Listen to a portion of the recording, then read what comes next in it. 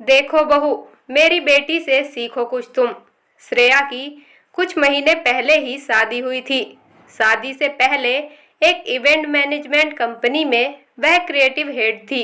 एक परिचित की शादी में विजय की मम्मी पुष्पलता जी ने उसे देखते ही अपने इकलौते बेटे विजय के लिए पसंद कर लिया था। शहर का संपन्न, प्रतिष्ठित और अच्छा परिवार था उनका। श्रेया के पापा को मना करने की कोई गुंजाइश नजर ही नहीं आई, तो चटमगनी पट ब्याह हो गया। हर लड़की की तरह श्रेया भी ससुराल में खुद को स्थापित करने और एक अच्छी बहू बनने की तमाम कोशिशों को दिल से निभा रही थी।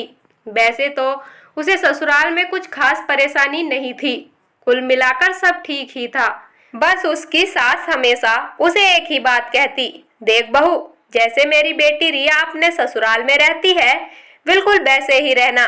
बात बात पर श्रेया को रिया की ससुराल में होने वाले नियमों का हवाला दिया जाता, जैसे कि रिया कभी अपनी सास के बगल में नहीं बैठती, हमेशा चौकी नीचे डालकर बैठती है। रिया अपने ससुर के सामने पर्दे में रहती है। रिया सिर्फ साड़ियां ही पहनती है, सबको गरम गरम खाना खिलाती है, कभी पलट कर अपनी सास को जवाब नहीं देती, दिन में 3 बार अपनी सास के पैर छूती है। ऐसे ही अनगिनत नियम श्रेया के लिए बना दिए गए। तर्क दिया जाता कि यह सब अच्छी बहुओं की निशानी है। रिया यह सब करती है अपने ससुराल में, तभी तो उसका बहुत मान है वहाँ। उसकी सास उसे इन आदतों की वजह से ही तो बहुत मानती है। श्रेया का मन अपनी सास की ये बातें बार बार सुनकर बहुत उबने लगा था। उसे महसूस होने लगा था कि इन नियमों की आड़ में उसका अपना अस्तित्व, अपनी पसंद सब खत्म होता जा रहा है। पर फिर भी अपने परिवार की खुशी के लिए उसकी सास जैसा कहती वह करती। उसे अटपटा जरूर लगता कि जब भी वो रिया दीदी के ससुराल जाने या उनकी सास से मिलने की बात करती, उसकी सास कोई ना कोई बहाना बना देती। कभी रिया अपनी सास के साथ सत्संग में गई है, तो कभी उसकी ताई सास आई हुई है, इसलिए वह बहुत व्यस्त है। उनकी शादी में भी रिया दीदी की सास या उनके ससुराल से कोई नहीं आया था, इसलिए श्रेया भी उनसे मिलना चाहती थी। कभी कभार रिया घर आती भी तो श्रेया कभी भी उनसे आराम से बात तक नहीं कर पाती, क्योंकि मम्मी जी उसे कोई ना कोई काम बताकर इधर उधर दौड़ाती रहती, और जब तक वह काम खत्म करके आती, रिया जा चुकी होती थी। एक बार अपनी माँ की तबीयत खराब होने की वजह से श्रेया कई दिनों के लिए मायके आई हुई थी, और सास के आदेश अनुसार रोज उन्हें फोन करके अपनी पूरी दिनचर्या बताती थी। एक दिन तबीयत थोड़ी नासाज होने की वजह से श्रेया उसको फोन करना भूल गई। उसी दिन उसकी मम्मी आई और श्रेया से कहने लगी, बेटा बीमारी की वजह से बहुत दिनों से घर से बाहर भी नहीं जा पाई, मैं अब ठीक हूँ, तो चल आज बाजार चलते हैं, कुछ शॉपिंग करके आते हैं। यह सुनकर श्रेया खुश हो जाती है और खुश होते हुए कहती है, बस मम्मा अभी तैयार होती हूँ। जैसे ही उसने अपनी अलमारी खोली, उसकी नज़र अपनी शादी से पहले के कपड़ों पर पड़ गई।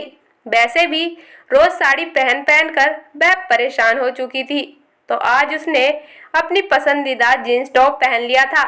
अभी दोनों माँ बेटी मॉल में शॉपिंग कर ही रहे थे कि तभी अचानक एक जोर की आवाज से श्रेया चौंकी। पीछे मुड़कर देखा तो उसकी सास उसे गुस्से में घूरती हुई सामने खड़ी थी। अरे मम्मी जी, आप यहाँ? श्रेया जैसे ही उनके पैर छूने को हुई, सास ने अपने कदम पीछे कर लिए और तल्ख आवाज में चिल्लाते हुए बोली, तो तुम अपनी माँ की बीमारी का झूठा बहाना बनाकर यहाँ ऐश कर रही हो, और यह क्या पहना है तुमने? कुछ दिनों के लिए मायके क्या गई, ससुराल के संस्कार ही भूल गई तुम। अच्छा, इसीलिए आज मुझे फोन नहीं किया तुमने। मेरी रिया ने आज तक अपनी सास से पूछे बिना कोई काम नहीं किया, और तुम मेरे पीछे से अपनी मनमर्जी करने में लगी हो।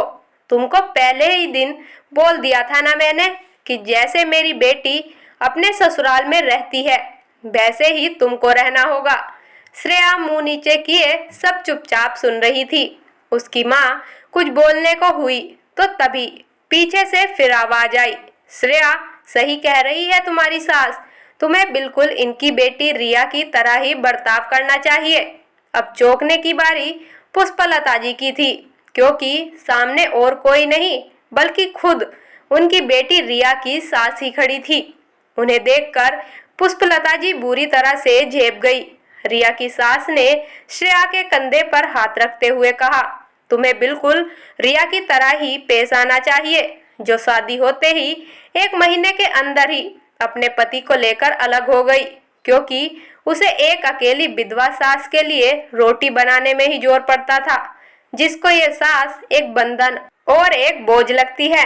शुक्र मनाइए पुष्पलता जी कि आपकी बहू आपकी बेटी जैसी नहीं है। उसकी माँ ने उसे अच्छे संस्कार दिए हैं, जो आपको बर्दाश्त कर रही है चुपचाप, वरना आपकी बेटी तो। श्रेया आश्चर्य और हैरानी से अपनी सास को देख रही थी और पुष्पलता जी शर्म से आंखें जमीन में गड़ाए खड़ी थी। अब श्रेया को सब समझ में आ रहा था कि आखिर उसे रिया दीदी के ससुराल क्यों नहीं जाने दिया जाता था और सासू माँ उसे रिया दीदी के पास क्यों अकेले नहीं बैठने देती थी। और अब वह अपनी सास से कहती है, क्यों मम्मी जी, बन जाऊं क्या मैं आपकी बेटी के जैसी। श्रेया यह बोलकर अपनी सास के भावविहीन मुंह को ताक रही थी, जिससे अब कोई जवाब नहीं देते बन रहा था।